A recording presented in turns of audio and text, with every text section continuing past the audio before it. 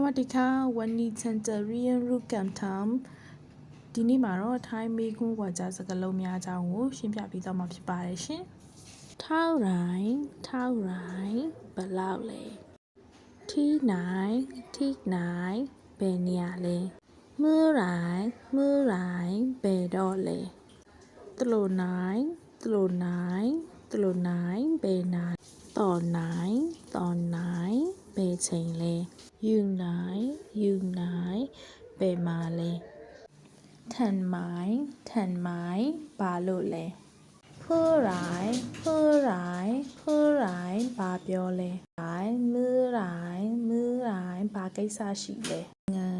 ยังไงဘယ်လိုမျိုးလဲပိန်ငန်းဘယ်လိုလဲ